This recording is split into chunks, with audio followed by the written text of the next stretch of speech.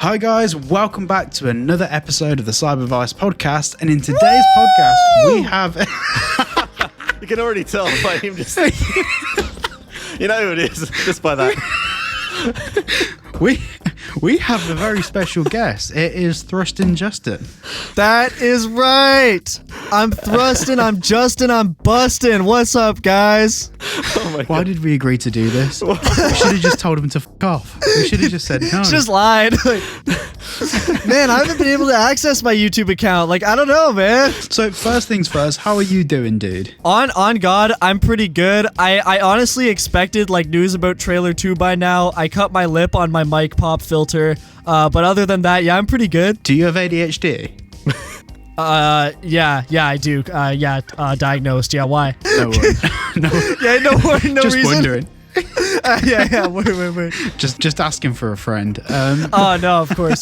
So obviously you've been the past few months you've been in and out of the GTA space to some extent. You've been I mean you slowed down on uploads. I'm not sure if you want to get into that or if you don't want to get into that, but I'm guessing I'll leave it up to you. On God, I'm back into it now. I'm happy to be home. I don't know, I love Rockstar. I love Rockstar games, and my channel will always be focused on that. But I do find it difficult to exclusively talk about GTA and only GTA sometimes before I want to blow my head off. So I think that it's important to me to kind of go diverse. But yeah, I'm back to uploading kind of once a week. I'm trying to do. But yeah, 100%. And I think as well, with the GTA news space being so dry, and this is something me and Project VICE have spoke about a few times, there are still things that we can speculate on and talk about, but they're kind of topics that are kind of for the right time. So for example, I wanted to do a full video about items and weapons from the leaks. I haven't done that yet. I'm sitting on it because I just thought there's no rush in getting that out, and when we get the next trailer there's going to be more information anyway. And I think totally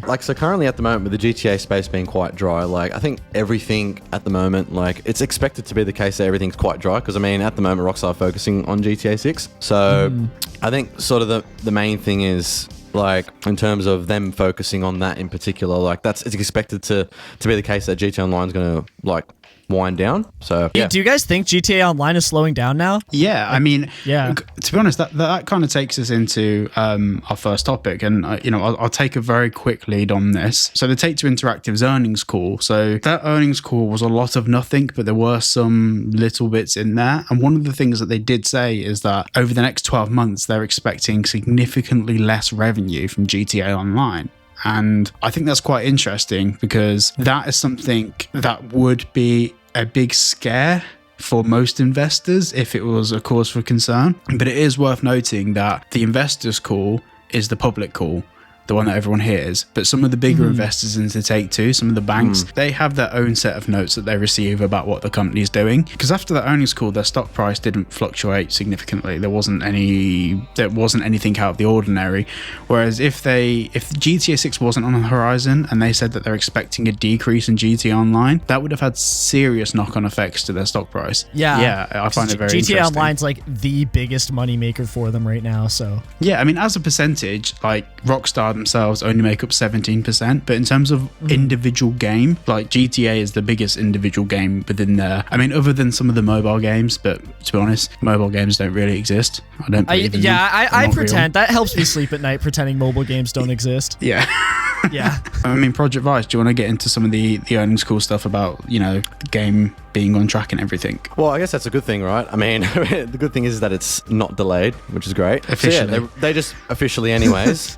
Look, they reiterated it's fall 2025, which is good. I guess the thing is, it is interesting though, and we've spoken about this before, that Rockstar haven't said anything at all. It's funny that it's all come from Take-Two. It still says, well, from Rockstar officially anyways, that it's just 2025. So it's funny that Take-Two are the ones that are saying it, and Rockstar haven't said nothing in regards to that.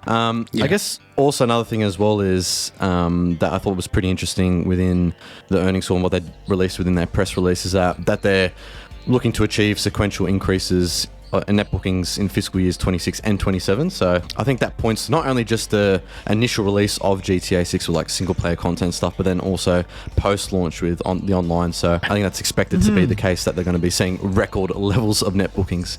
But yeah, no, it is good. It is good for 2025 at the moment. Like whether we get to the next earnings call and it's delayed, we'll just find out, right? I think that's pretty on brand for Rockstar too, to like not say anything at all, just because, you know, I think the mystery of the company makes people like more excited for it and pay more attention. I think Take-Two does it more because they're responsible for like the, you know, the investment stuff, right? And I mean, they want to make the most money as possible, so I think that's why they're focusing on like talking about the specifics of the release dates and stuff like that and what's going on. Yeah, 100%. I also feel as well that like for Take-Two Interactive, you know, that they turn over anywhere between $5.5 and $6 billion a year, and a game like GTA 6 will literally increase their net bookings by a third, if not double. 100%. So they are in a position where everyone knows GTA 6 are coming out. Some of the biggest investment banks in the world, like JP Morgan Chase, they know about GTA 6 coming out on the horizon. So there's not really too much that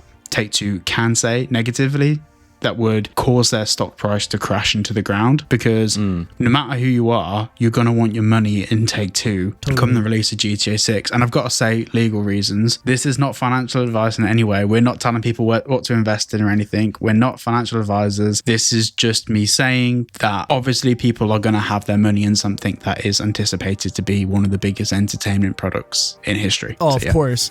It is kind of crazy. Like, I knew when the GTA 6 trailer would come out, like, you know, a lot of people would know about it, but like, I don't know, man, my boss from my old job, she's entering her 50s, and she was like, are you excited for GTA 6, Just? I'm like, what are you talking about? Like, what? Like, we work in a kitchen. What do you mean am I excited for GTA 6? Like, what are you talking about? It's true though.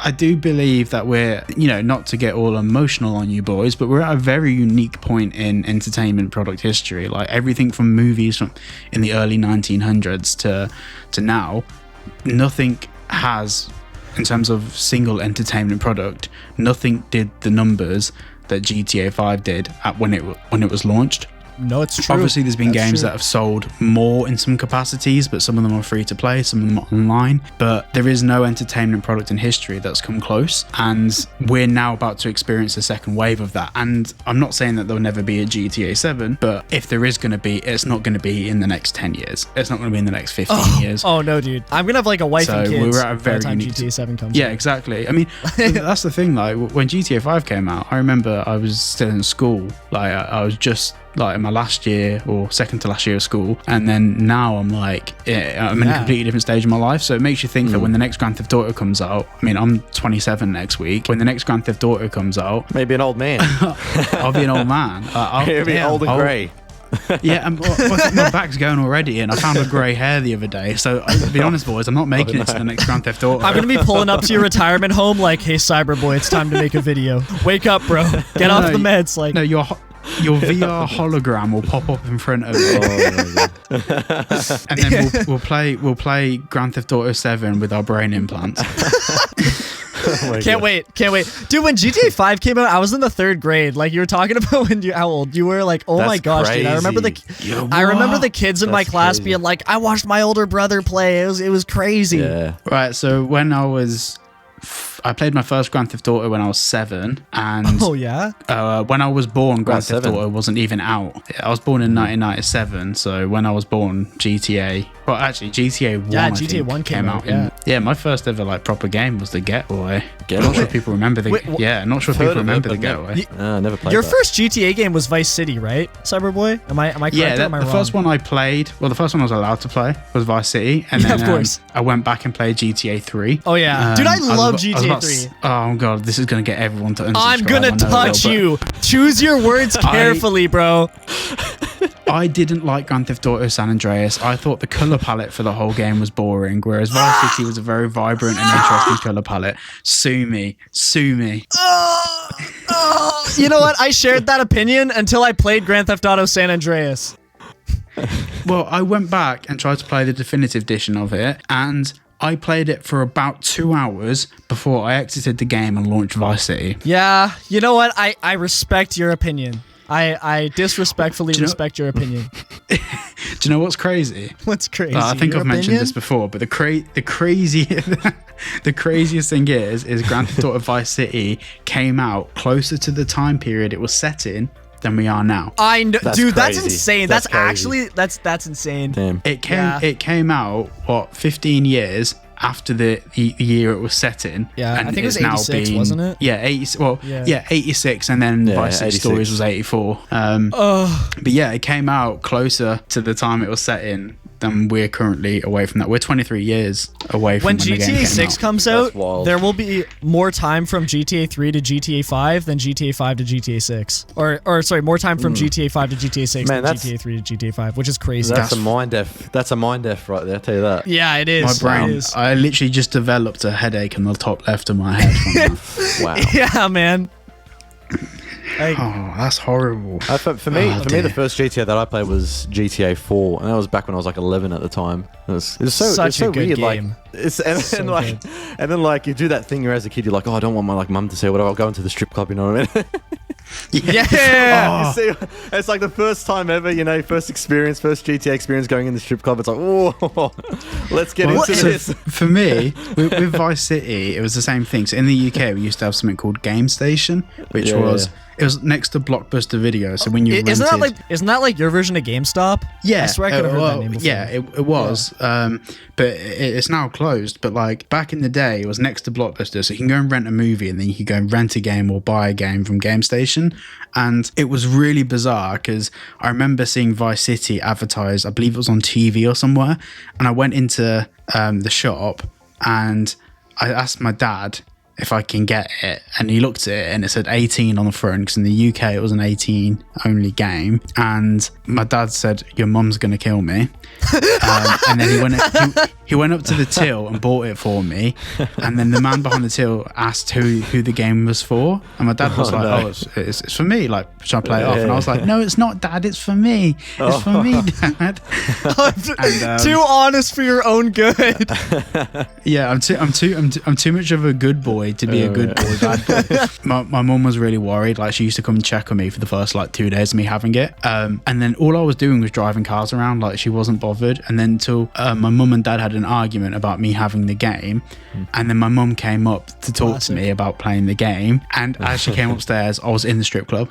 Oh my god, bro! Worst timing possible. Oh, that is the worst timing. Oh no. But they realised that it wasn't messing me up or anything. So yeah, they were fine with it. Mom, look at all my hoes. Yeah. I'm pimping them out. The thing is, like, it's the same argument. It's the same argument as guns. Like, guns don't kill people. Strippers do. Yeah, yeah. You know what? That is so weird. Like, I remember when the 6 trailer came out, and you guys probably saw this too. Like, there were a lot of people on Twitter being like, "Oh man, this game, like, it's so sexual," and then it would show like a picture of Lucia in the bikini, and it's like what? Like, why is violence okay? But like, what? Exactly. Yeah. Exactly. Like, it's so Like, weird. I'm not being funny, but if anyone's got a massive issue with the female body or the male body, or whatever, then you should probably touch grass. Which way? And Yeah, no, I you feel know, you know, when a GTA YouTuber tells you that you've got to touch grass, you've got a problem. You know, I've heard that touching grass is really good. You should do it. No, I'm allergic. I'm actually Yeah. allergic to grass. It's Yeah, funny. I can't do it. What do they call it? Grounding or something like that? They say grounding? Is that what they say? Yeah, Is that yeah, like the yeah. phrasing? Yeah. Weird phrasing. Yeah, 100%. Right, well, I think that wraps up Take Two's earnings call. Okay. So the GTA 6 online world, what I meant by that is, you know how like GTA 5 and Red Dead Online have NPCs that don't interact with the player, and like the single player, there's so much meat to it, you know? Like, if you hit somebody and you crash into somebody in single player, like, other people will react, like, you know, there will be some dynamic shit, like the music might change, the world vibe will kind of alter, the streets will start getting closed down. And online, it's kind of like no one cares. Like, there's like very little NPCs and they don't really interact with each other. I'm just kind of wondering if the world in online will be more dynamic and like natural, like the single player versions were. That's a very good point. Like, actually, earlier I was playing GTA Online, and I got the I did like the treasure hunt. I think it was the treasure hunt. I can't remember what it is. I got one of the like, you know, the axe you can get, and it said that you have to kill 25 people to unlock a cash reward. And the hardest part about all of that was finding 25 NPCs. Yeah, real dude. Like I had to go to like 4 different locations and lose the police between each location to do it. And it was just like the population density in the GTA 6 trailer, from what we can see, if that beach scene is really what the game is going to be like, I am speechless. Will be, yeah. I don't understand. Wait for something special. I'll tell you that. Yeah, I don't know how they're going to cram that in. Like, I've just got the PS5 Pro, and even now I can't wrap my head around how they'd cram that into that. Like, I don't. Well, I'm pretty. The math ain't mathing. You know, I personally believe, and I actually don't have a problem with this, I don't think that GTA 6 will run at 60 frames per second on anything. On PC, like when it comes out, maybe. I think that that's what Rockstar is going to do, is they're going to cram as much shit as possible at the cost of it not being 60 frames. And honestly, I'm okay with that. I think if they make the world as good as it can be at the cost of performance, I think that's fine. I think at the very minimum, if they do go down just to 30 frames per second, maybe in the online component at least, they might have a performance mode where you lose ray tracing, you lose all of this stuff. Yeah, I can see that. That's some people think. Yeah, some people don't mind that. For me personally, like playing GTA Online at the moment, I go for fidelity all the time. Like when it rains, fidelity, and you get, really? Yeah. Oh, we've spoken about this before. Well, don't you have a pro? So like you play at 60 anyway with fidelity? Yeah. So yeah. Oh yeah, true. You could. Oh yeah, that's a good point. Yeah, that's true. But what I find really weird is that it never bothered me being at 30 frames per second before anyway. I think so I've always had the stance that I don't really care about 60 frames per second. However, in the past week, that stance has changed. Once I've gone into 60 you can't really go back. No. Yeah, right. Like, once you get those 30 extra frames, like, the thing is, it's not about playability. Like, the game runs fine either way, but it feels jarring. Yeah. Totally. Yeah, right. It's just, it's like everything's so seamless, one thing to another. It's like when you go back to 30, it not only, it's kind of gives you a headache after a while. I personally experience that. I get motion sick pretty easily. But I find that also it's just not as like dynamic, you know? It doesn't feel as smooth on the controller. Like, I don't know. I could marry like 60 frames per second if I could. Like, I'm a fan. Of course you would, Justin. Of course you would. I would. I'll die on that hill. But yeah, like I feel like with GTA Online, or actually not even just GTA Online, I think for GTA 6 and its online component, I do think that they're going to have the same issue that Rockstar have always had, which is having hardware that they can't cram their game into. Like, how they got GTA 5 into a PS3 even at 720p resolution. That's wizardry. That's insane. Yeah, the leap between the PS3 and PS4 was huge, but the leap from the PS4 to the PS5 was not, I wouldn't say as big, but it was still really big. But the thing is if you look at GTA 5 versus GTA 6, like when they both come out, like when GTA 5 came out versus what GTA 6 will look like, that is insane jump. Totally. And I don't feel like consoles have made the same jump. Yeah, I think that the PS4 to PS5 was a bigger jump. It's just harder to tell because like the resolution of the PS4 was 1080, or I guess it was 1080p before that too, but it's like the details like in the draw distance and the little things, there's a lot of like little things that take a huge hit on performance that were like upgraded with the PS5. Like ray tracing. You don't really notice ray tracing, but it does make a difference, but it's also an enormous like jump. It's a huge technological leap, but a lot of people just can't tell. Yeah, like I think the only time I've ever noticed ray tracing in GTA 5 is when it rains and you get the puddle reflections. Oh like, my gosh, that's it's like one of those modded videos. It's crazy. Yeah, like I had it in, I think it was either today's video or yesterday's video. I put some gameplay in a GTA Online gameplay, and everyone was asking what mods I'm using. I'm like, it's literally just GTA Online on the PS5 Pro. Like, it must make you feel good. You're like, I got the Pro. Like, but the thing is, I'll always choose to do gameplay when it's raining in the game, just because it looks like all the street lights reflect off the ground. It looks more impressive. It does. And like, there's a couple of moments playing GT Online in the past week or so, where I've had to kind of go, oh wow, this is a game that came out in 2013. Yeah, it's pretty. Well, dude, Rockstar, like their games look so good. Like I've been playing through Red Dead 1 and it looks amazing still. I think with GTA 6 they're gonna. I mean, so a former Rockstar employee, Obey Vermage, he used to be their technical director. He's quite active on Twitter talking about stuff going on, and he's made a few comments recently. But one of the comments he's made is that, and it's one that I want to disagree with, but he knows more than I do, so maybe I should shut up. But he said that drama. But like he said that he doesn't believe that the leap between GTA 5 and GTA 6 is going to be as big as people are expecting. And that was like someone just vomiting on your nan's grave. Do you know what I mean? Like that was that hurt.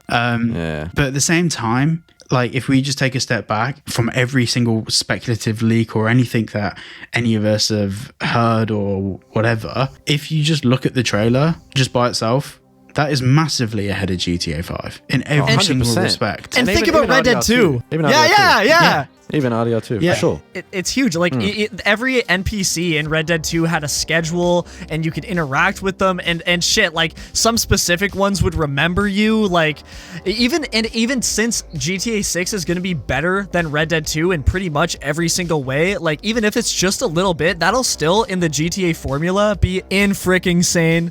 You know, like that'll be crazy. Yeah, just very quickly. Like I feel. Red Dead Redemption 2, you can play it now, and I don't care what anyone says about like Red Dead Redemption 2. If you enjoy it, you found it slow paced, whatever. If you just take a second to go out into the middle of nowhere inRed Dead and you look around, and you look at so animals, many times. Yeah. Like there's an ecosystem. People, like you said, people have jobs.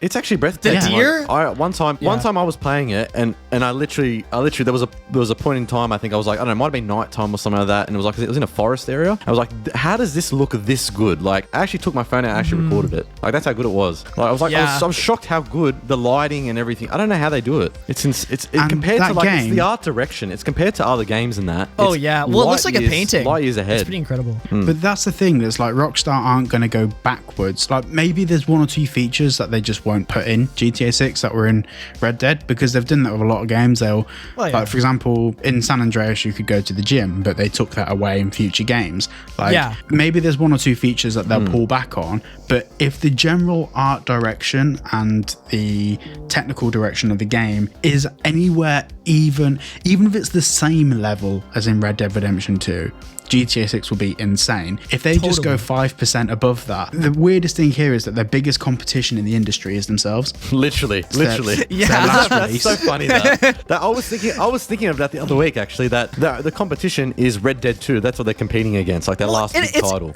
That's insane. It's kind of insane too, because like when Rockstar makes games, I find that like, you know, most companies, they'll put out a really good game and after a few years people will stop talking about it. Well, when I was away for this last 6 months, you know, living in that staff house, every single person I lived with pretty much had played Red Dead 2 and was talking about it and was playing through it again at the time. And it's like, it's such a relevant subject just because Rockstar makes such good games that last such a long time. 100%. And we'll be in the situation where like, if you go back and play a game from the 90s now, like a lot of them are okay for 5 minutes of entertainment, but overall they don't provide you endless fun. But if you go back and replay through Red Dead Redemption 2 in 30 years time, it's still going to be a great game.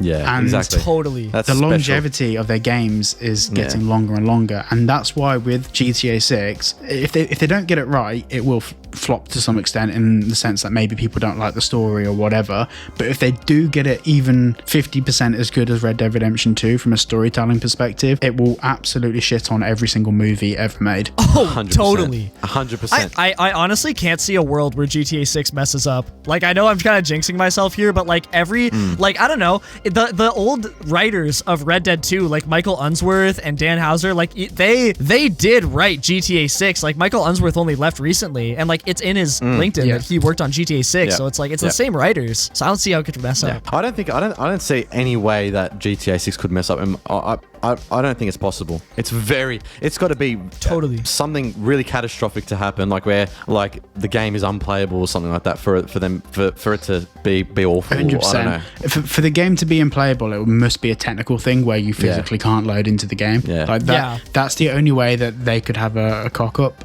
In this release cycle, because like either way there will be a load of people that don't like GTA 6 because well, some people just don't like things for the sake of it. And also when you reach such a big order, I know people that don't like GTA 5 and that's fine, but all they need is to make 50% of people happy with the game, like not over the moon happy, just like, oh, that's a good game, and already they've destroyed half the market, because there's a lot of games out there where there's just as many people that love it as hate it. And I think Cyberpunk 2077 is the same thing. There's a lot of people that actively dislike the game, and for me, like I'd say that I did fall into that camp because I got the game when it launched and it was unplayable. Obviously they fixed a load of issues and all of that. Oh yeah, you got it on PS4, didn't you? Yeah, that's what you were playing. Oh dude, that sucks. Like that actually sucks. I hear it's really good on the PS4 now though. Yeah, like they fixed all the issues, but it's that lasting impression. It's like I remember the frustration of trying to get through the first like 2 hours of the game and things not working, and like interaction menus just not working. It's just an awful I was in the same boat. Got it on launch. Had to play it a year later. Yeah, and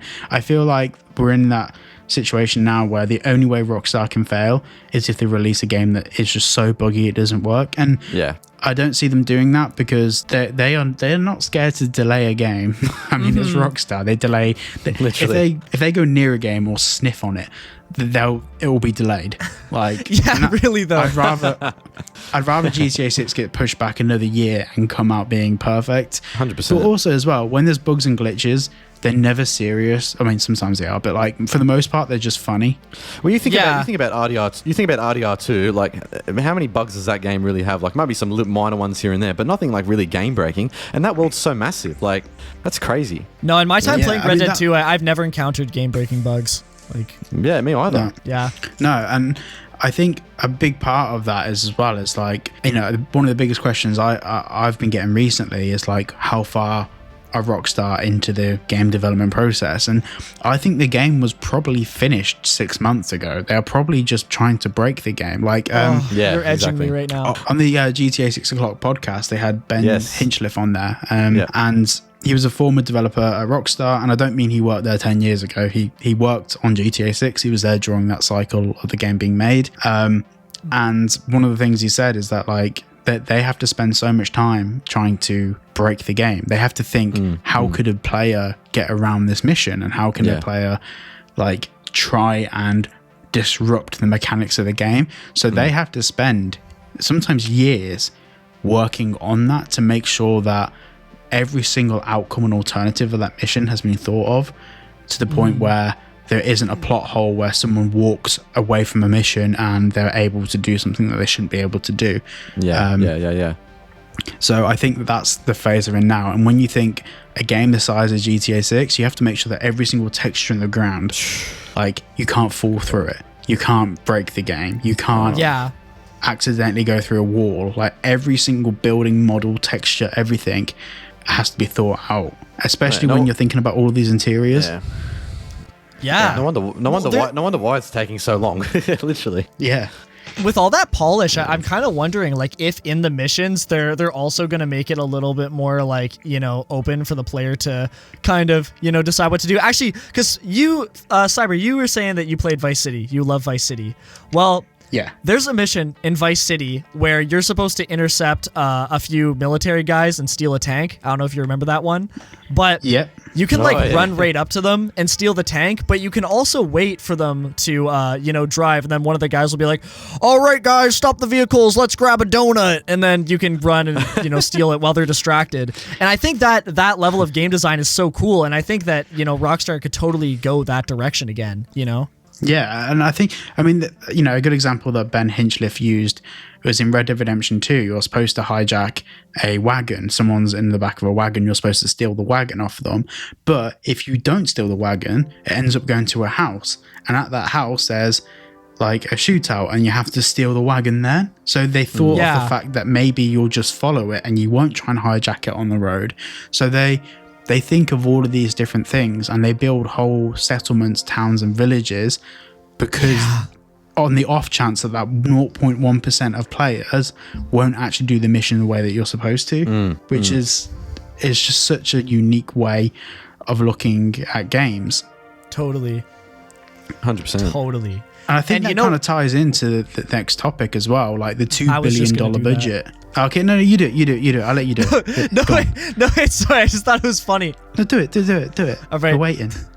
Wait, Justin. Come on. And I think that ties into the next topic, the $2 billion budget. What the heck?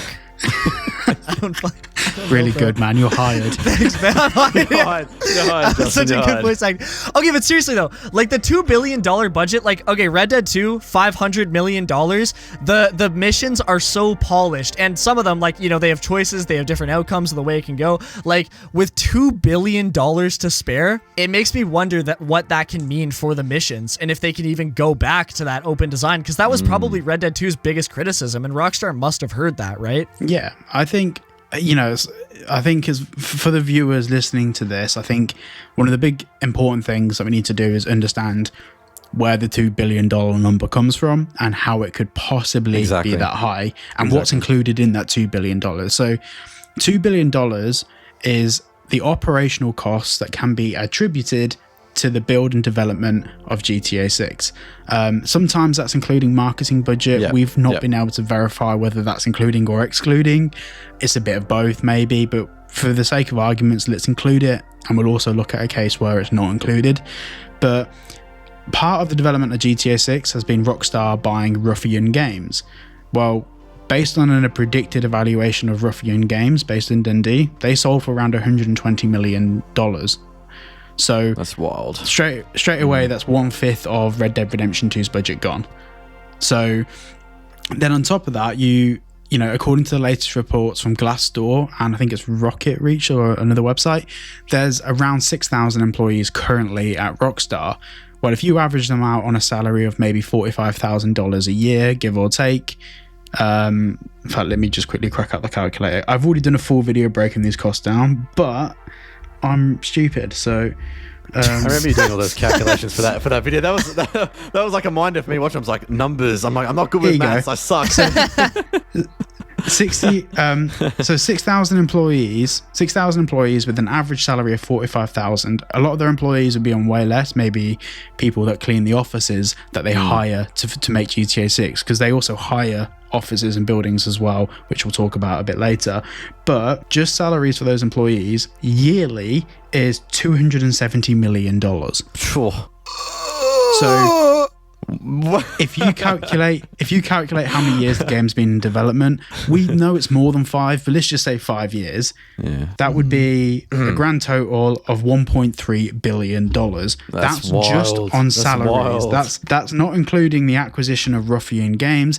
That's not including any marketing costs. That's not including how much their premises and offices cost, which some of these offices, because they own most of their offices, but they also rent third-party offices, and some of these offices are like $100,000 a month. Like, some of them are very expensive. So when you start factoring in the costs of maybe running different offices to do different things, or maybe some additional costs, and none really come to my head, $2 billion, and all of these calculations are based on 5 years of development. So that's assuming they started the game in 2019. Well, we know they did all the voiceover work in 2018-ish sort of time. So already we can add another year on. I don't think $2 billion is a stretch. I don't think it is either, to be honest. No, not at all. But we got to understand though, like, also as well, like post-launch support, like I'm sure that will be something that's going to be included within the budget as well. You think about like on GTA 6 Online, that's something that's going to be a part of it as well, I would say. 100%, but also as well, like the proprietary software they're working on, all these AI systems, like it's not just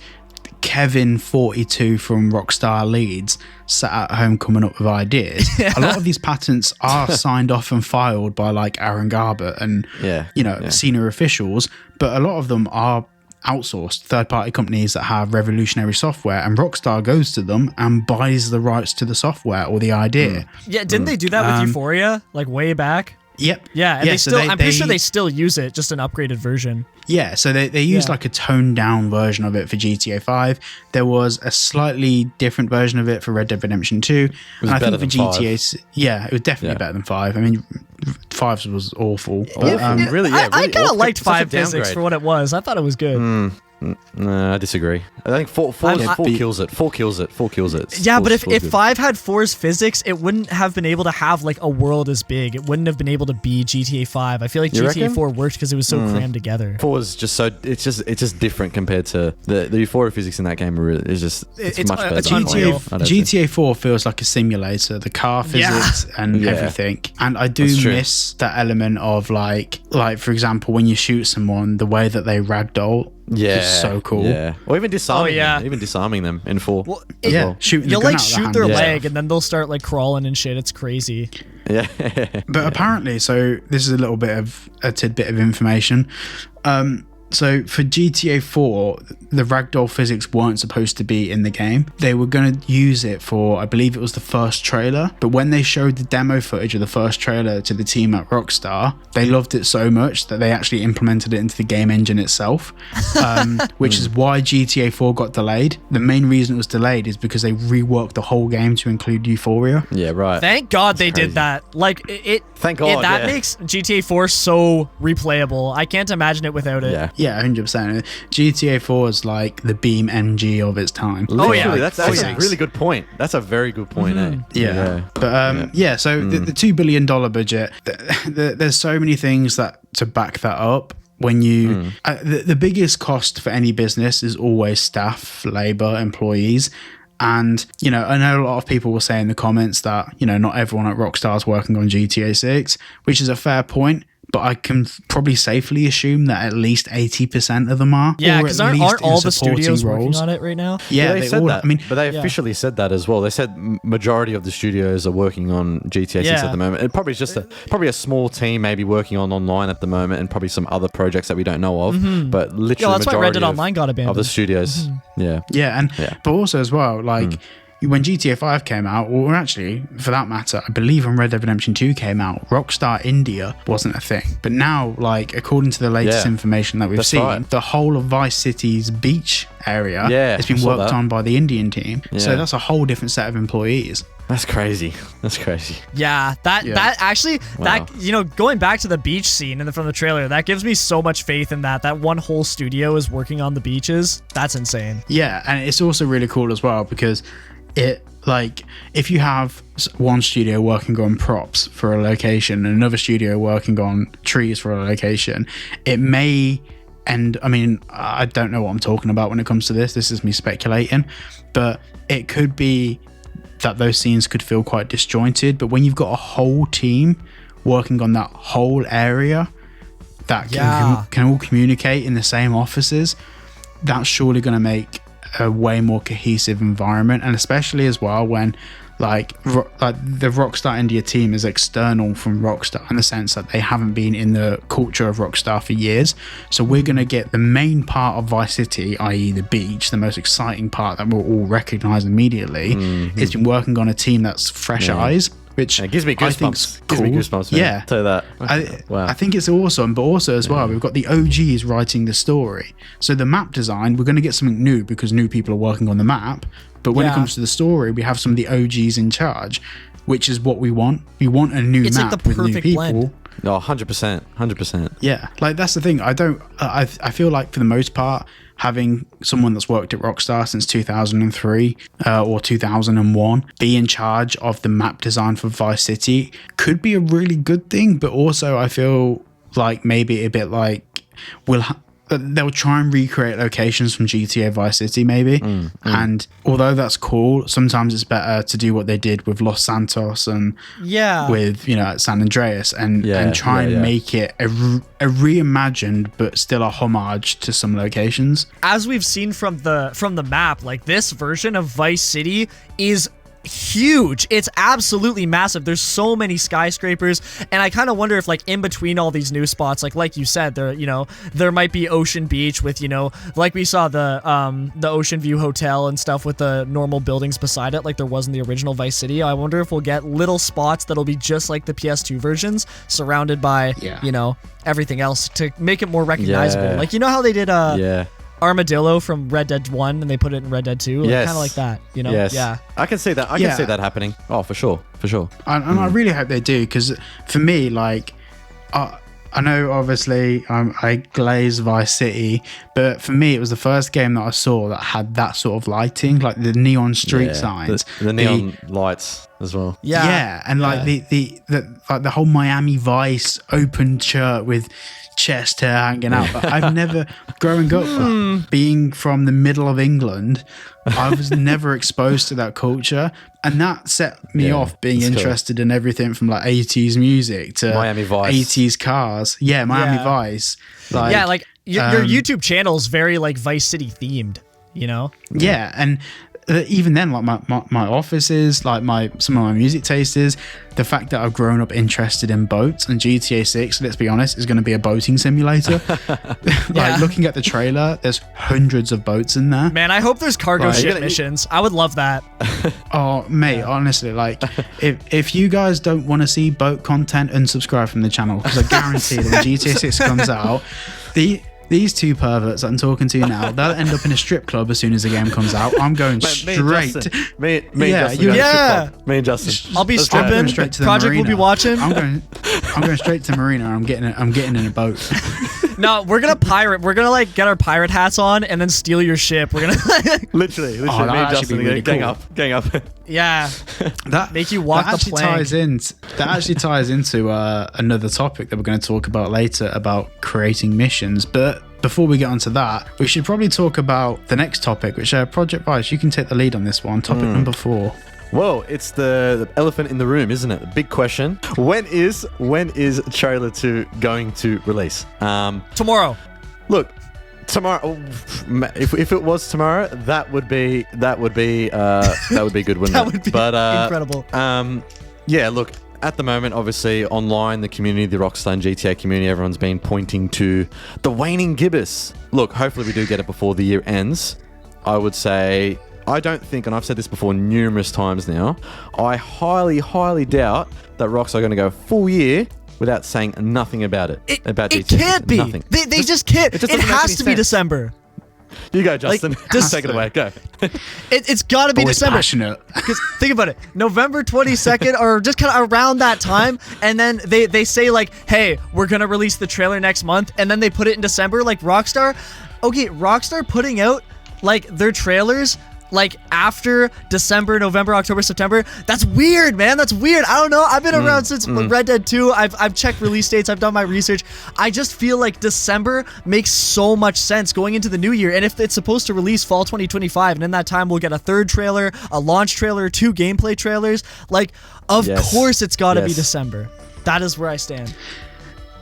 Yeah, and I'm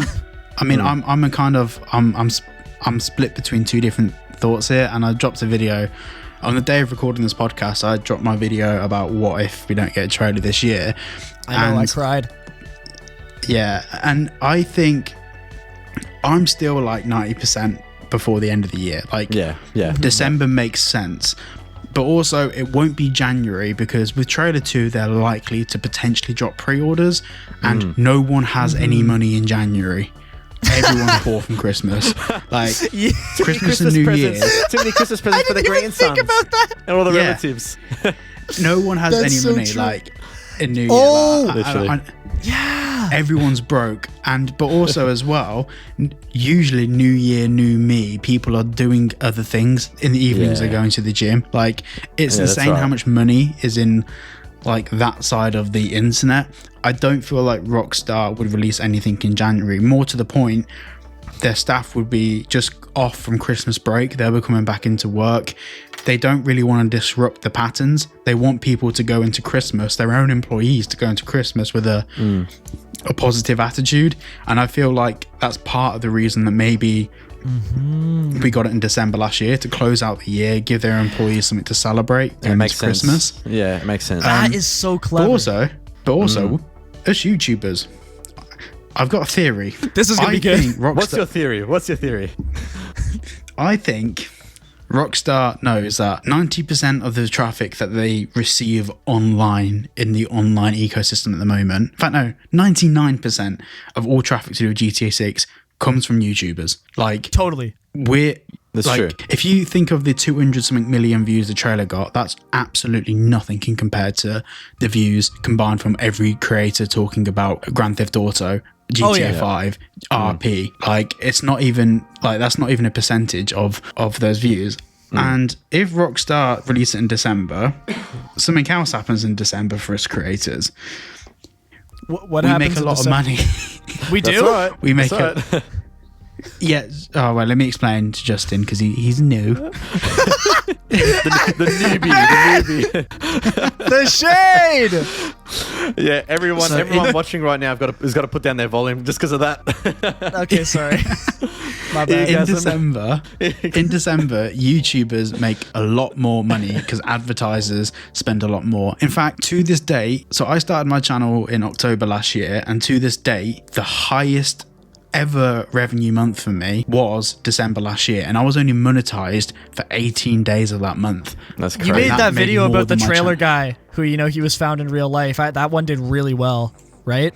Yeah, Yes. I mean, that was January I made that video, but AdSense in January just goes down. I remember that, dude. Like, So in it's a December, joke. like YouTubers make about 4 or 5 times the amount of money in December. Like ad revenue just goes through the roof. And I know that Rockstar do listen and talk to creators. I have it on good authority that they know what's going on in the community. Oh, for Yeah. sure. And I feel like them doing that in December will not only be really good for their staff, really good for the viewers of every YouTuber and every channel that's a fan, but I also feel like it would be a massive nod to the Rockstar community of creators that have helped keep the game popular for the past 11 years. But yeah, like I said, like Rockstar are massive and everything, but if there wasn't a single YouTube video about Grand Theft Auto games, it would have not had the same success. Some of the most viewed gaming videos on the platform with hundreds of millions of views are GTA 5 games, like gaming mods and stuff. When GTA 5, or sorry, when Rockstar put out like the cunning stunts update for GTA 5 that had like, all the colorful race car, races in the sky, like GTA 5 sales went so high. They went so high. They did. Just because it was so much free advertising. Yeah, and also as well that they got that idea from YouTubers. YouTubers created mods to do that. Yeah. Like YouTubers were paying people to mod the game for them so they can make videos racing with their friends on these loops. And they took the idea from YouTubers to do that. So a lot of the things that have happened in the GTA space have originated from YouTube. And I know there's a lot of connotations around us just being YouTubers, but if you look at like even just our channels put together, our monthly reach, that's probably just shy of what Rockstar's monthly reach is on Twitter, for example. Yeah. Like if you actually look at the amount of people that view their posts, well, compare it to the views on our videos combined for a month. I mean, I'm not trying to big us up, and I know it sounds really obnoxious, but we are small creators. We are tiny creators, and we can make a big dent in the scene. So I feel like Rockstar acknowledging creators is definitely something that I think we're going to start to see, because YouTubers Hopefully. Yeah, I mean, I know that they've employed people we spoke about this the other day. They've employed people in Australia to work with creators. They now have creator development teams. They have people that are now, their job will be to engage with the community following release, which is not something they've ever done before. There's never been a single person that Rockstar employed to talk to creators. Now they're reaching out to Kai Cenat. They're reaching out to Dark Viper had a conversation with some Rockstar. Yeah, that is good to see. I think them interacting with the community, especially post-launch, is going to make a massive difference, not only for just us as creators, but I think just as a whole for the whole community. Like, I reckon it's going to be really good. So yeah. 100%. But then again, it's also Rockstar, so unpredictable. Yeah, that's right. Should we do our trailer 2 predictions? Like, what do you reckon? Or like when we think trailer 2 is releasing? I think this is what I think. November 22nd is like a trailer 2 announcement, and then either the week later or the week after that, early December, whether it be that, that's when I reckon the trailer is going to be dropping. I don't think November 22nd is the exact date for trailer 2, but possibly a trailer 2 announcement. That's what I think. I think that is so facts. Also, Cyber said one thing about December and why I also think December. And you were talking about how, people spend a lot of money in December. If they opened pre-orders in December, so many people would get GTA 6 as a Christmas gift. That's so much money for Rockstar. Like to say like, oh, we pre-ordered the game for you. So I think that's another backing to why GTA 6 would release in December. But I think that they will announce the next trailer at the start of December, not in November. Okay. I think the whole, what was it, the Wanking Gibbon, Waning Gibbous, whatever it was. The Waning Gibbous. The Wanking Gibbous. Yeah. I wish it was called that. Anyway, the Wanking Gibbon. I think it's a load of waffle because everyone circled the 22nd, but it's also a waning gibbous on the 23rd and the 24th. There's also there's 4 waning gibbous days in December. There's also 4 last month. Like that moon phase this time of the year is very common, and it's also that moon phase is also featured in other GTA artwork over the years that have been not related to anything at all. I feel like it's just their go-to moon asset. No, my hope. But no. But in last year's teaser that had the moon in it, I feel like it was more important because the characters are wearing a t-shirt saying the Moon Festival. Then on the left it said VI next to the Vinewood sign. Then they had the moon in the background. There was like 3 things in there that just screamed GTA 6. That was so in your face. Yeah. In this one, the guy sat on the bonnet of his car. Cool. But there's also, I found 4 other previous community posts from Rockstar that have a guy sat on the car in a similar way with the same leg angle. So I don't think that's anything to do with GTA 6. That's just a stance that they have programmed in for that artwork. But hang on a second, hold up. What do you think of the power lines crossing like to make a V and an I? What do you think of that? What do you think of that? Right, so last year there was also 3 posts that had power lines crossing that made a V and an I. The thing is, if you have 2 power lines and you cross them in any capacity, they'll make a V and an I. Yeah. No, I was thinking the same thing. I thought that's crazy. I just feel like Rockstar don't need to tease trailer 2. They'll just announce it when they want to announce it. Like last year for trailer 1, it was big because Rockstar hadn't said anything about GTA 6 since 2022 when they said that the game are proud to announce that the game's in active development. And then the next statement they made was after the 2022 leaks. And other than that, they just kept quiet. So I feel like the anticipation, they needed a big announcement like in 8th of November before the Take-Two Interactive's earnings call, because they had to do that because otherwise Take-Two couldn't talk about it last year. This year round, I reckon that they don't need to give us a massive notice of the trailer. I'm not even sure they'll give us any notice. I think it'll either be a cold drop or they'll probably say on a Friday, we're dropping the trailer on a Tuesday, or like they'll just do something pretty generic or post some artwork. I don't think they don't need to be special about it because we'll make it special. Do you know what I mean? That's right. Yeah, That's well, right. even like gassed. For Red Literally. Dead 2, after the first trailer, they did that. They like for the gameplay trailer, they announced like 2 days before it was coming out. They're like, yeah, dropping it on Monday. Like, so I feel like that makes a lot of sense because that's very Rockstar to just give short notice. And that kind of goes into the last little bit there as well. If we don't get a trailer this year, I'd expect the game to be delayed. And a lot of people have said that Take-Two have said the game isn't delayed and all of that. Well, it's too early. Like, Yeah, it's too early to tell. It's too early. For GTA 5, Take-Two said the game wasn't delayed until the day after Rockstar made an announcement. They said it wasn't delayed all the way up. They had an earnings call 2 weeks before the delay announcement for GTA 5, and in that earnings call they said that GTA 5 wasn't delayed. If we go back to all of that back then, they said it wasn't delayed until like just before the delay was announced, and that's because Rockstar don't even know if the game's delayed yet. They won't know until maybe like May or April or at the very earliest. Like it has to get way closer to release for them to figure out if they can actually pull it together. If they require more time, then Strauss is just going to approve that and say yes. Maybe if it's another 6 months or whatever, you know? Yeah.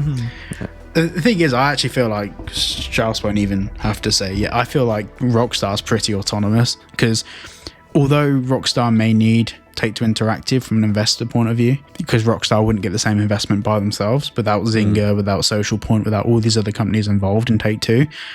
I also feel like Rockstar's in a position where they can pretty much do whatever they want, and at worst, they'll probably get a not very happy email from Take-Two. Yeah. Yeah, that's right. It doesn't matter though. But it doesn't matter though. Like whenever Rockstar's ready to release it, they will release it. Like if it's not ready, it's not ready. It's just as simple as that. Yeah, and also Rockstar want to make money just as much as everyone else. We want to play the game just as much as Rockstar want to release it. Like they're not making any money from GTA 6 whilst it's sat on the shelf. So exactly. They're not like I've seen all these stupid theories that Rockstar are holding the game back to spite us, and I'm like, that is not how game companies work. Like, no, it's the same. Maybe EA. Yeah, maybe it's kind of goes hand in hand with that stupid theory that's like, what if Rockstar did the leak themselves? Like, why would they do that? Why would they do that as a marketing tactic? Yeah, like, why would they put a kid in jail for 10 years for marketing? Yeah, it's stupid. Yeah. Oh dear. Right, well this leads on to whenever we do or don't, or perhaps do or don't get trailer 2, what's it going to be about? What's the premise of the trailer? This is yours, Justin. This is your point. I think personally that the second wave of GTA 5 trailers, after the second trailer for GTA 5 showed off the characters, like there was so much stuff going on with Michael, Trevor, and Franklin, and obviously after that they each got their own. But like, the first trailer for GTA 5 was the exact same. It was, it was showing off the world, it was showing off the new engine, what it could handle. The first trailer for Red Dead Redemption 2, same thing. There was one little voice line from Arthur, but it was the same thing, just showing off the world, the new version of Rage, and GTA 6 is going to be the exact same. So it might, the first trailer, I'd say, wasn't completely centered around Lucia as much as it was just the world itself. So there's a pretty high chance that the second trailer could be based on Jason and Lucia, but I'm more keen to believe that it'll be exclusively Jason, since the first trailer, the first thing said in the GTA 6 trailer was Lucia, so I think that we can get some Jason stuff going on. Yeah. Do you know why yeah. I think that's like bang on, because I think it'll be the same as trailer 1 and just flip the other way around, where Lucia will be in the trailer, but she probably won't have much voice dialogue. The voice dialogue is probably going to be Jason, and that's when we can finally confirm that it is Dylan Rourke. But I want Jason to have a sexy deep man voice. Like I don't know, man. Like Joel Miller. You know how he sounds from The Last of Us. Like I want Jason. Joel, to have you know what I'm saying? Like, 100%. Yeah, I'm straight. I think it will be primarily focused on Jason, but also more narrative as well, like we had in trailer 1, where we kind of get the glimpse that we had, like the glimpse that Lucia's in trouble, she's in prison for something. Then there's shots of her living the high life, but the trailer 1 felt more about the world, like here's social media, here's a beach, here's an alligator. Like, there were so many things where I feel like maybe trailer 2 will probably tell us a bit about their love story. Maybe that would be good. That would be good. The only thing that we had in trailer 1 was that, like, her on top of him in the bed where they say trust. Like, that it's very obvious. Yeah, exactly. And it feels very obvious that, like, this is a Bonnie and Clyde story. So maybe we get a bit more context of how it's the Bonnie and Clyde story, what their relationship's like, maybe who the antagonist is in the game, who is their enemy.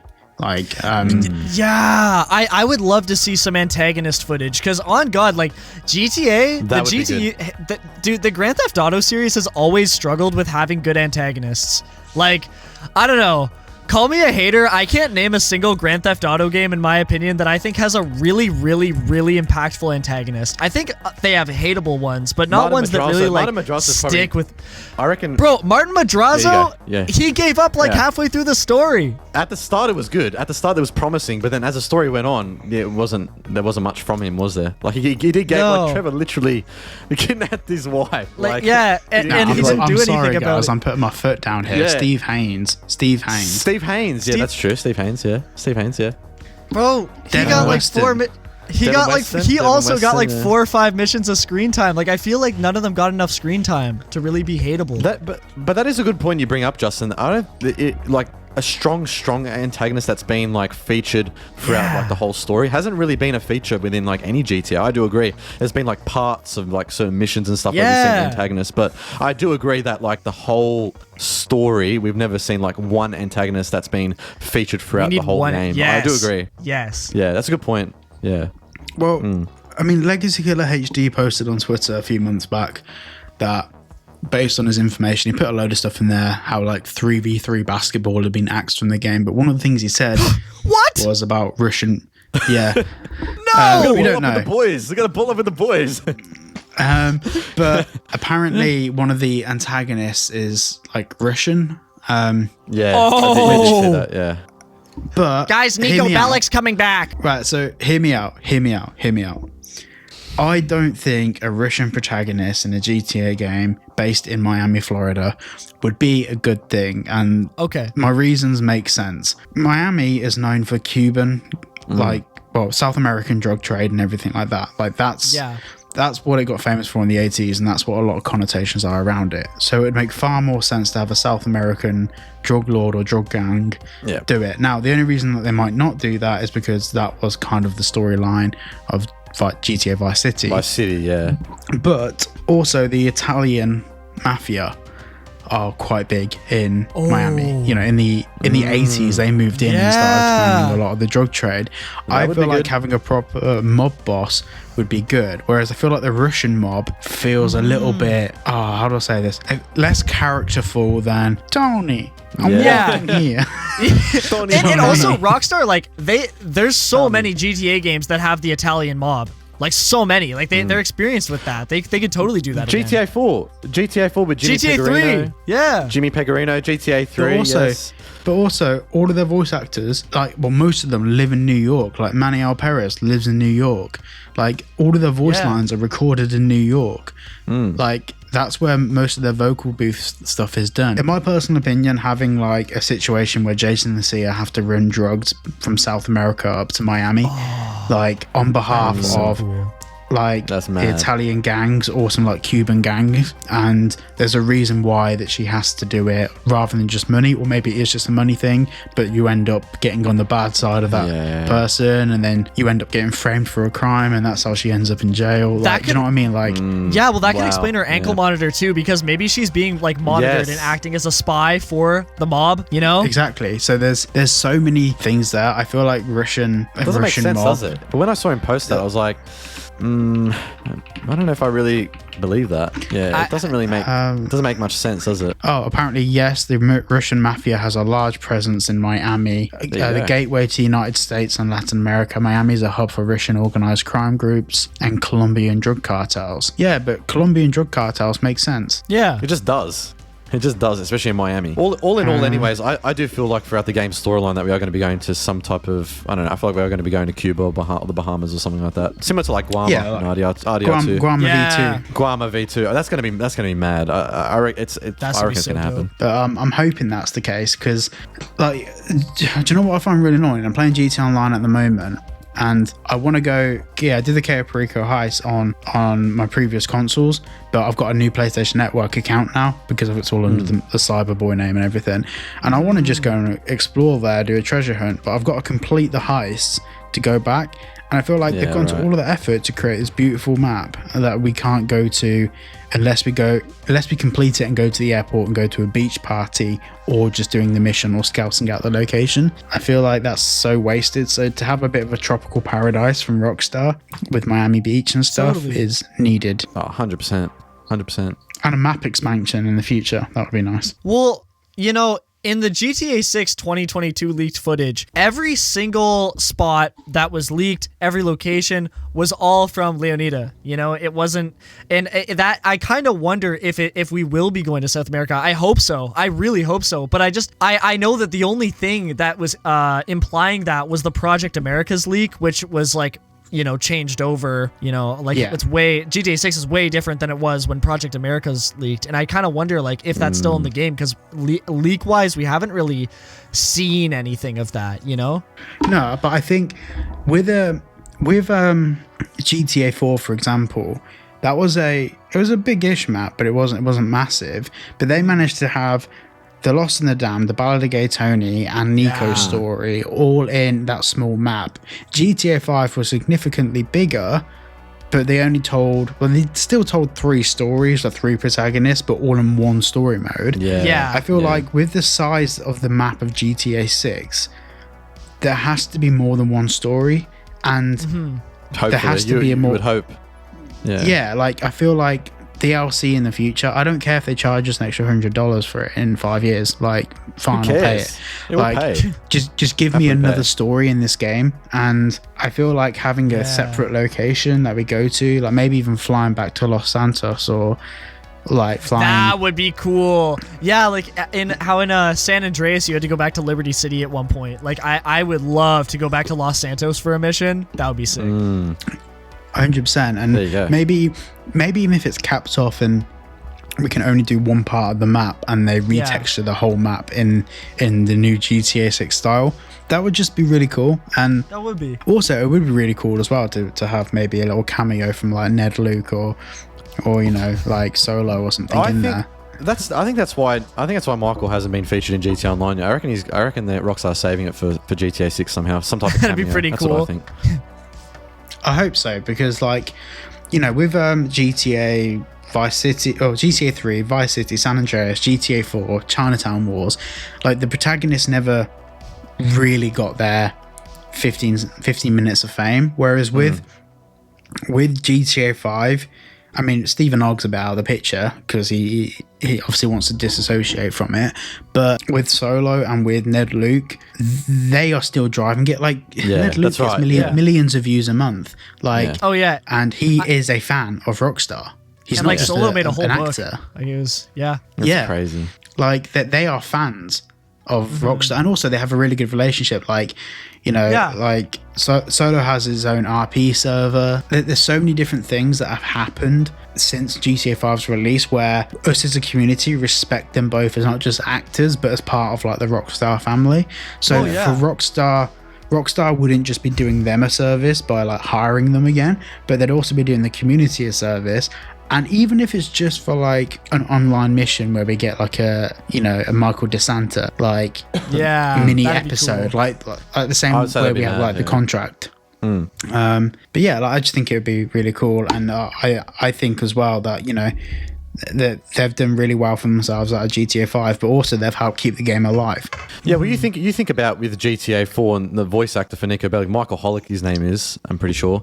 Like he has a horrible relationship with Rockstar. They've never, I don't think after the game launched, I'm not sure. Maybe he apologized after. Yeah. Like, he kind of went back on his statements. It's the actors union games. He didn't like, Yeah, like and that's right. The thing That's is, right. he went back on his statements because when he made those statements, video games weren't like they are now. Like it wasn't really a recognized form of media. Like it back wasn't. in 2008.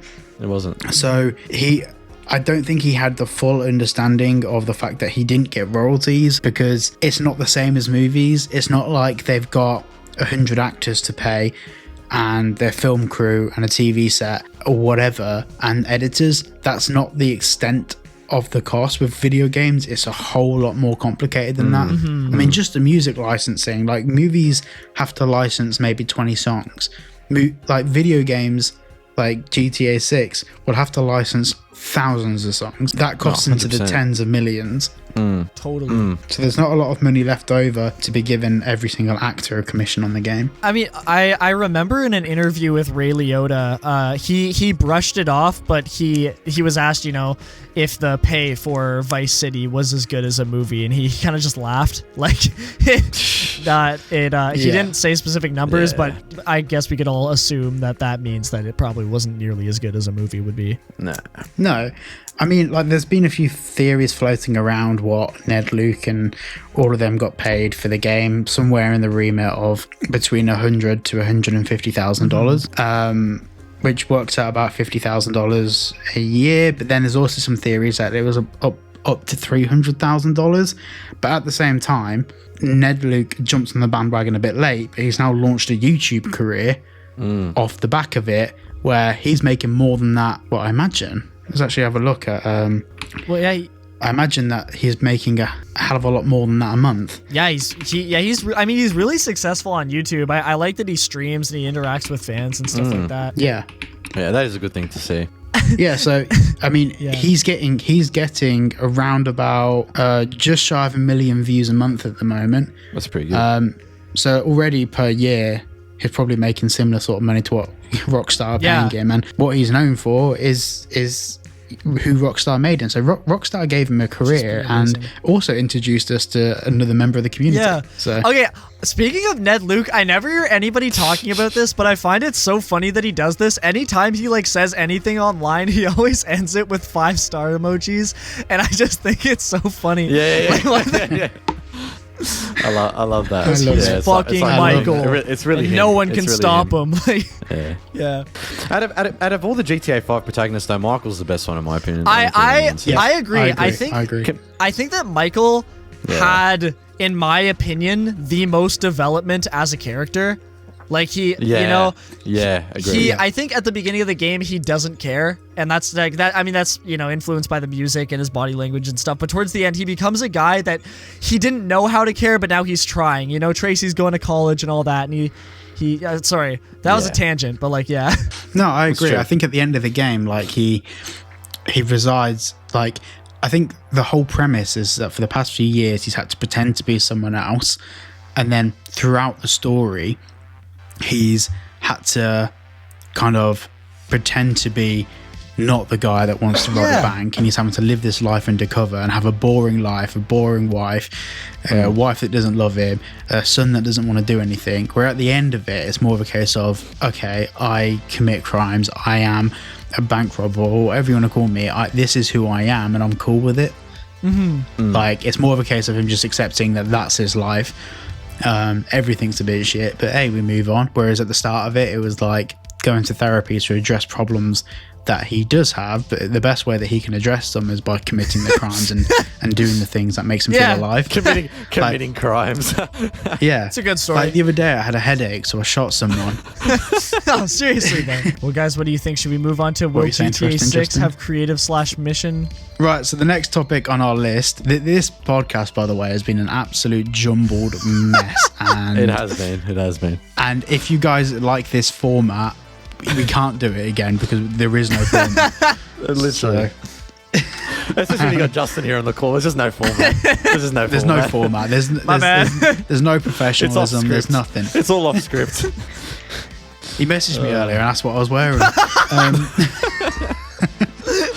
Oh my god! Don't deny it. He said he wasn't wearing pants. Damn! I've just thrown myself under the bus. I like that, to be honest. Oh my god! So, right, the next topic is: will Rockstar have some form of creator platform built into GTA 6? Whether that be a way that we can create our own missions, create our own environments, maybe even potentially build our own apartments, houses, whatever that might be. And the short answer of everything is we don't know, but there is a better answer. Please don't click off the video. Please give us watch time. The longer answer is that Rockstar have been hiring people to specialize in creator platforms and more in terms of user experience and user interface for creator platforms. Now, there are job listings on Rockstar Games' website that are extremely vague, but for example, one of them is a senior production coordinator for a creator platform, and part of that job listing, there was actually something just while you're finding that in the last, sorry, not last earnings call we had, but the one before, back in August, I think it was Strauss Zonic that actually said that like it was saying like the industry will turn into like a user generated content driven industry.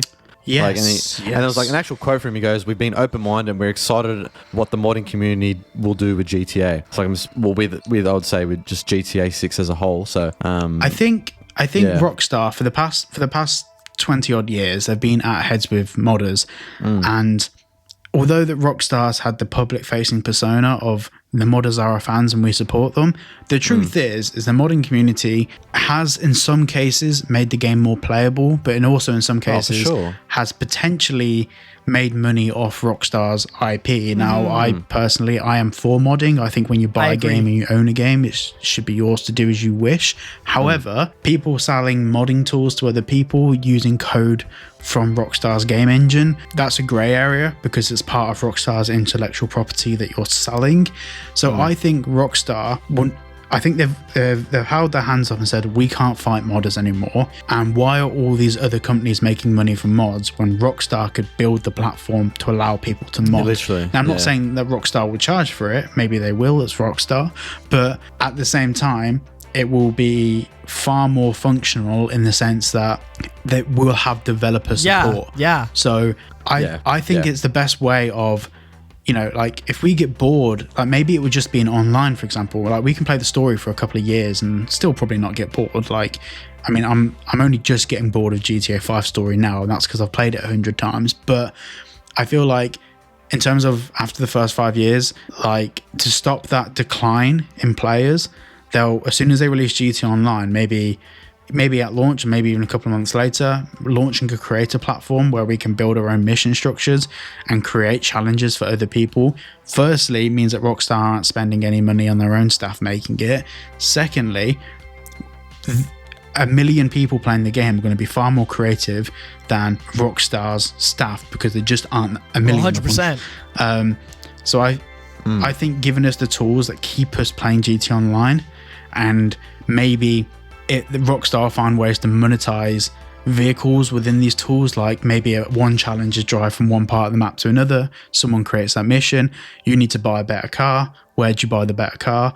With a shark card from Rockstar Games. So I feel like it lends itself to what Rockstar are trying to achieve anyway, which, to be honest, Rockstar's goal isn't shark cards. Their goal is audience retention. The longer they keep you playing the game, the more likely you are to buy a shark card, and the end result is they'll make money.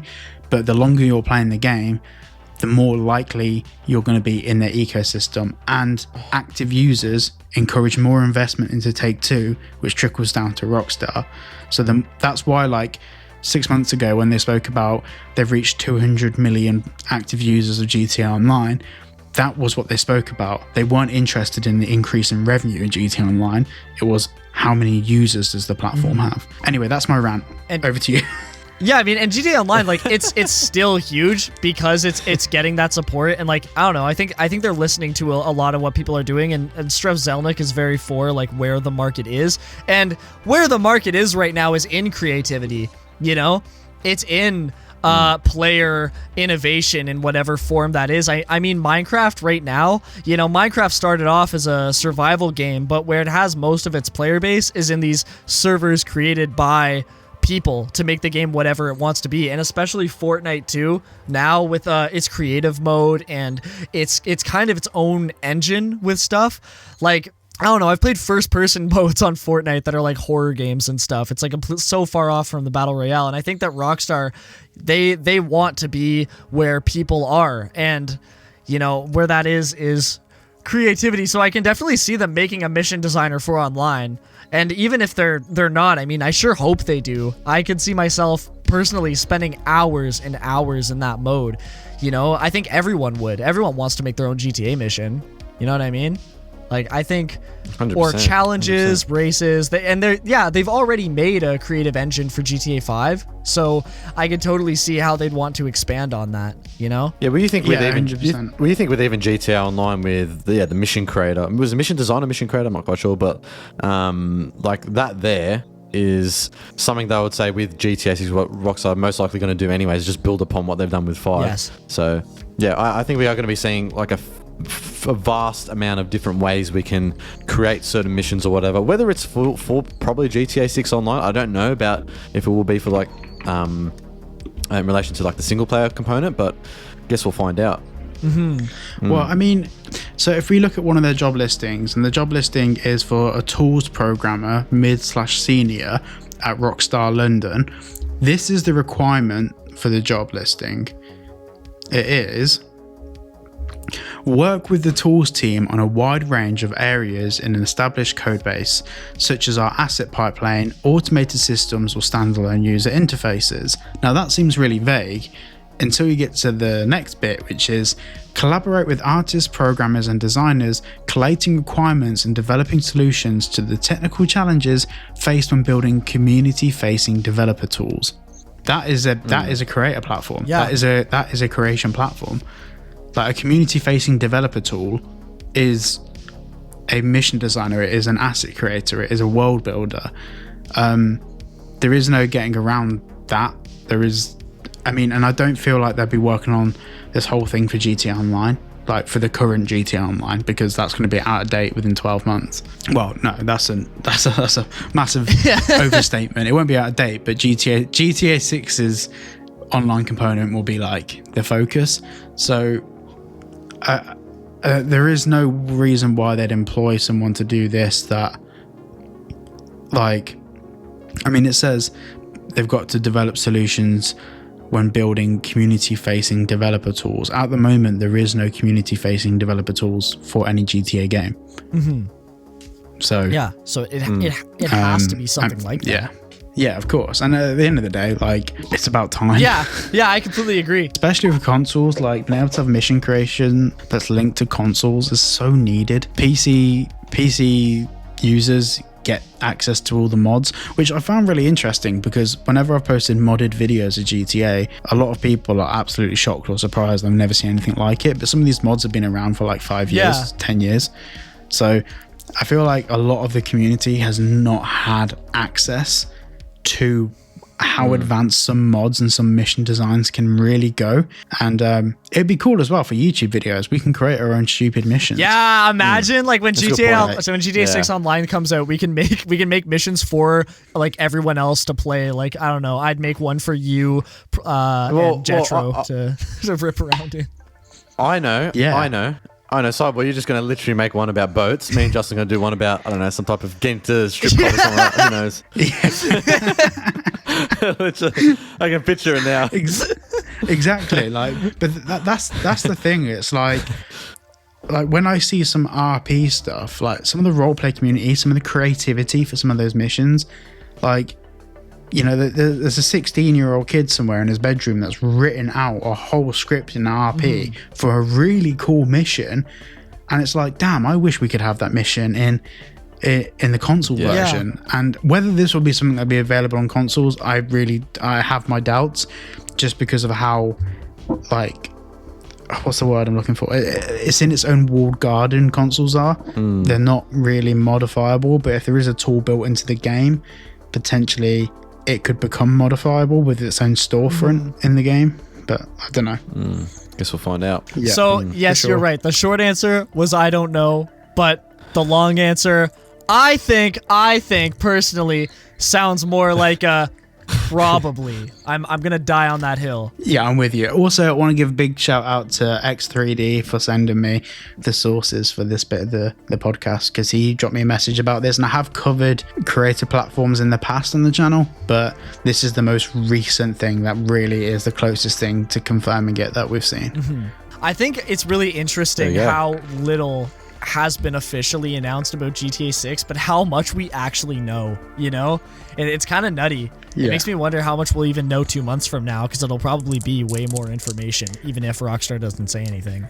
Yeah, that also as well, like, I've seen the constant argument of, like, it's the same people on all of my videos that we don't know because Rockstar hasn't officially announced it. I'm like, right, but in 2022 we got access to loads of gameplay that also had half of the code on the screen. There's so much there. That generated, there's so much there that, like I said, I've never touched on weapons or the full items and tools list. I've touched on little bits of it, but there's so much stuff from those leaks that I haven't even made videos about. And we don't need Rockstar to come out and confirm every individual feature, because they confirmed those leaks were legitimate. They put a post out and said that the assets from their game had been leaked. So there was no need to us to label this as, you know, oh, perhaps maybe this could have been something that Rockstar were considering. No, it was in the leaks. It doesn't mean it'll be in the final game, but the bulk of it probably will be. No, 100%. Like, I honestly, I don't know. I feel like, you know, as GTA YouTubers, we automatically assume that everybody watching has seen the leaks and understands the gravity of what that means. But, like, I don't know. I've been caught, you know, off guard by how many people click on the video and genuinely have no idea, like, what I'm talking about. You know, I'll be saying, in the 2022 leaks, I'll link my source, and they'll be like, where are you getting this information from? How do you know this? Like what are you talking about? How do I know this? Like, what? It's a tricky one as well, because, like, sometimes I'll make a video which is about a specific piece of context for my audience that are aware of the leaks or something. But when someone from outside of the community comes in and sees it, the first thing they'll do is say that you're making it up, you're lying. And it's a tricky one, because it's like, I've spoke about things that are 100% confirmed before. For example, stuff that was in the leaks, like the character's name is Jason and Lucia. That was in the leaks. It's in the trailer. Like, we have this information and it is disposable to us, and a lot of people that have never seen a GTA 6 video will come along and say, oh, you're clickbaiting, you're lying because you don't know. And for me to give them the context, I'd have to type out every bit of individual piece of information. You can't waste your time about the 2022 leaks. You're not going to waste your time with that. Yeah. Exactly. So I just don't bother replying, but then it festers with people. They'll sit there and be like, this person lied about this, and I'm just like, the source is it's right there. You know what, actually, guys, this leads me. Right I have there. a question for both of you, and we'll figure out who goes first or whatever. But my question is, what is the funniest, or I guess most interesting hate comment you've ever gotten? if I think my one is this Mr. Boss 2.0? I've gotten that before. Oh yeah, classic. I've gotten that. Yeah, that's a classic. I really love those. I think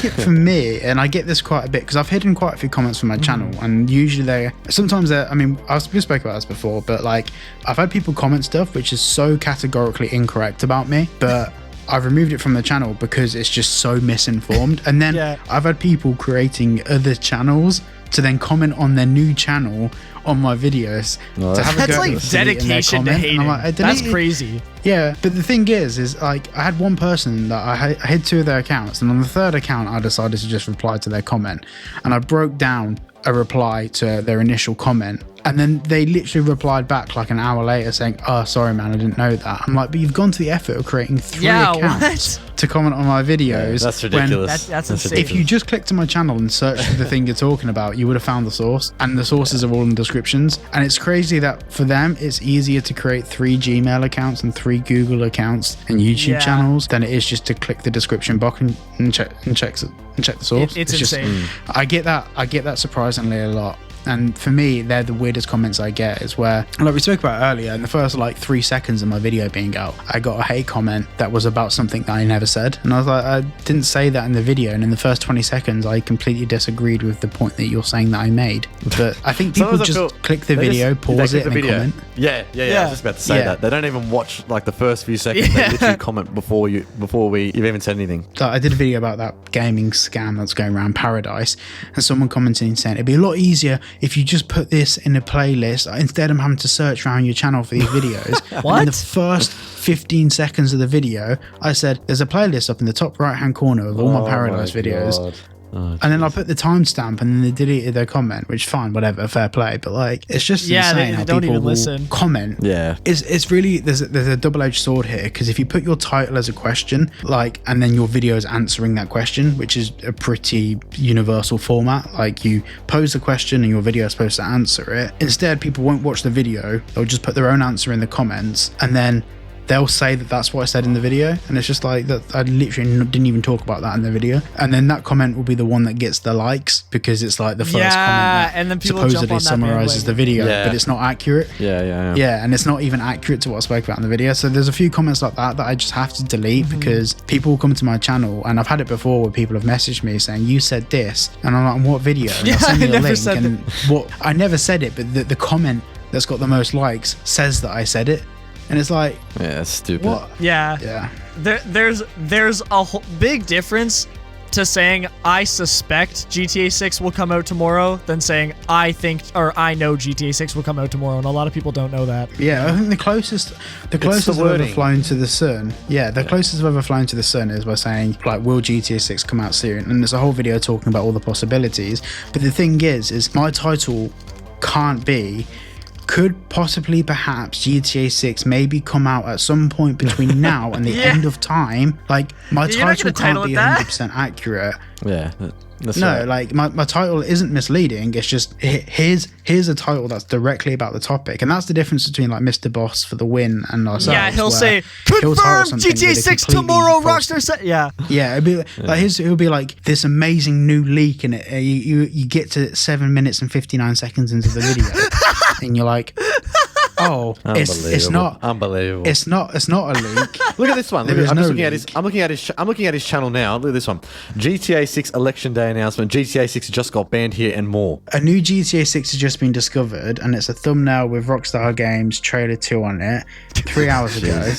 Oh, Jesus. His views have taken a dive, haven't they? Fuck me. It's tough. One time I got a comment. I had a video called "Are we in the dark age of video games?" and it did really well. It was one of my better ones. But there was a comment in it that said, "You're just in the dark age of your life and need a better hobby." I thought that one was really funny. I hearted that one. You saw that? Yeah. Jeez. No, I hearted that one, to be honest. I kept it up. Yeah, I'm just watching Mr. Boss for the Win's video. There is no leak. It's a theory about a song that might be in the game, and it's 8 minutes and 19 seconds long. This is, sorry, side rant here. This is going to be a fucking long podcast. Side rant. So most of my videos are like 4 or 5 minutes, and occasionally when I post a video that's just over 8 minutes, just because that happened to be the length of the video, I get the Mr. Boss for the Win comments. I'm like, what part? Like, the only thing you can comment is that this video happens to be just over 8 minutes. Like today I posted one that's 8 minutes 25, but yesterday it was 23 minutes. The day before 9.5. The day before 9. Yeah, the day before 8:42. You can't really the day control before 2 minutes, 3 minutes. No. And the thing is that I write my scripts the same sort of way. Like, each time I have a start, a middle, an end, a conclusion, and they all kind of follow a similar format. But even then, out of my last 10 videos, 2 of them have been over 8 minutes. Sorry, 2 of them have been 8 minutes, but the rest of them have been either like well over or well under, like 2 minutes, 3 minutes. It's just crazy. And then like you get the whole Mr. Boss parade coming through, and it's just like, bro. Like you did the earnings call summary. That was like 3 minutes because there wasn't much that really happened in the call. You didn't stretch it out. But even then, I got comments on that saying clickbait, and I literally there was 3 it's not minutes, clickbait, though. and I didn't even put an. How's that? The thing is, clickbait? I didn't even put an outro on it. There was no outro. I kept that as short as it could possibly be, and there was no outro. There was nothing, and it was literally a summary of like the 3 things that Take-Two kind of touched on in the earnings call. And I said from the very start that it's a whole load of nothing, but there are some takeaways. And that video, because it's under 8 minutes, it's on 27,000 views. I think I earned like $30 from that. Like, and people. Like, I'm not being funny, but I'm not going to tarnish my career for $30. Like, Literally. I'm not. Even if that video got 1 million views, the maximum it would have made is like maybe $1,800. Maybe if it got 1 million views. Yeah. But if I was on ClickBait, it would be on a fucking 3-hour video. No, actually, no. But that's the thing as well. Like, I get it all the time. Like, I've never had ever anyone be able to tell me how a video's clickbait. I've seen that too. Like, the biggest thing they can say. You always respond, and I think that is so cool. That like, because every time it's always your response and then nothing afterwards. Like, what the heck? Yeah, they never. I've never had a reply. I had the one reply I have had, and I remember this because I've got a little screenshot thing. So I think in the future it'd be funny to do a video. The one reply I did have is that you make videos about a game that's not even out yet, and I was like, okay, that's fine. You can not like me for that, but that's not clickbait. So yeah, what? Like if you don't want to watch it, don't click on the video. Yeah, what? I don't know. Well, the thing is they should go over to Rockstar's channel and they should comment on Rockstar's channel for posting a GTA 6 trailer because the game isn't out yet. Yeah, like, what the heck? That's Project, true. do you ever get comments like that? Like I don't really like. I've gotten comments like that in the past, but I just sort of, I don't know. I don't really think of it that much. Like, I mean, if it's something that's like, really, really hateful, like, yeah, you're gonna delete it, right? Because you just don't want hateful comments on your page, videos. yeah. But yeah, for me, no. Like, I don't really get like that many comments like that. It's pretty positive, actually, my comment section. Majority of the time. I'm pretty sure that's like you guys as well. Majority of the time it's pretty positive. But you get those outliers, you know? You're always gonna get those outliers. Yeah. I think for me, the comments that do my head in are comments on other people's channels. Like, I see a lot of people. Yeah. Like, it's really weird. Like, people seem to have this idea that because we make YouTube videos, we don't watch YouTube. Like, we watch the same channels that our fans watch. Like, we watch we are in the community. We are fans of GTA 6. So we watch people's podcasts about it. We watch videos about it. And I've seen some comments on people's videos. Like I was mentioned in GTA 6 o'clock's podcast. I saw that. Yeah. They've mentioned me in about 2 or 3 of them now, and it was all positive. But in the comments, someone's like, Cyberboy's a clickbaiter and all of this. And then thank you to all of my subscribers, but a lot of people jumped to my fence saying, how is he a clickbaiter? Yeah. And then there was loads, then they just fabricated. Yeah. Like they said that he titled his video this. Like, I've never made that video in my life. Yeah, like what? So like, it fills me with a lot of happiness to know that, like, because if people genuinely felt like any of my videos are misleading, like I would address it and I would make a change on my channel, because I don't want to be like Noxy and all these other channels that are here today, gone tomorrow. Like I want to build up my integrity on YouTube. So if there was a title that was too far, I mean, actually a good example is Jetro messaged me the other day, it was about a week or 2 ago, suggesting that I reword one of my titles a little bit, which is about the guy that remade a version of GTA in Scotland with a Scottish map, and he suggested changing some words around just so it read better because it could be misconstrued, and I immediately changed it and thanked him for pointing it out. And that's how it should be, like, but instead people treat you like you've just shot their sainted mother. Yeah, it's true.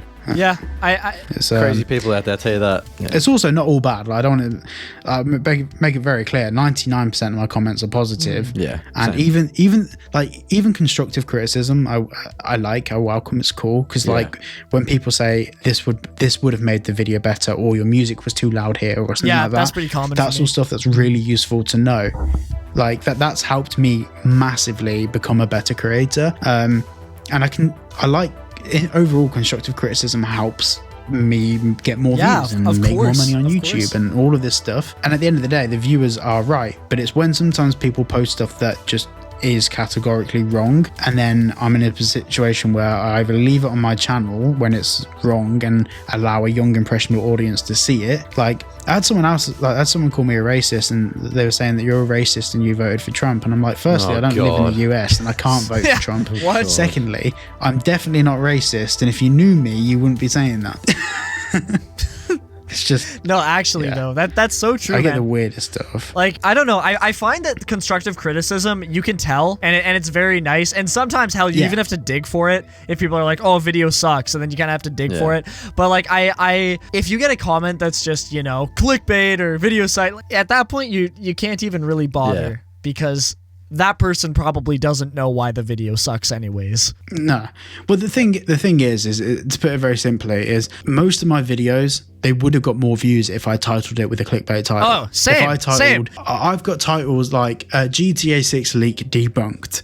That was my video, about 12 hours video, like, well, the one we didn't know it was 12 hour. If I put that in if I put the title of that saying this is the GTA 6 leak, or this GTA 6 leak is insane, or whatever, that video would have got, that video's on 30,000 views. That would have GTA 6 official gameplay video. Yeah, exactly. Like I could have done any of those titles, but I chose not to because that's dishonest. And people catch that too. So, like the minute you start clickbaiting, everybody that watches you is going to catch on. Yeah, where are we at on this podcast at the moment? I think we need to 2 hours. Didn't we do like all the? This is the longest. This is the longest podcast. Didn't we talk about everything? This is crazy. So guys, that's it for today's podcast. Thank you so much for watching, and a massive thank you for Just1n for joining us. You got any final words? Thank you guys. Mwah, mwah.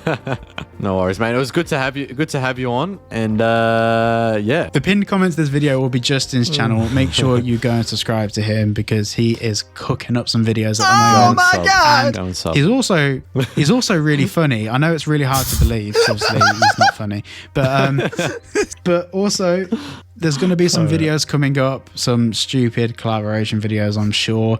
We've made some stupid videos in the past. Yeah, we gotta do some more VR stuff. Like, that's why I'm never doing a live stream. Like, fuck no. Yeah, to be honest, I agree with you that you doing a live stream is a bad idea. Especially when you said all the stuff about the...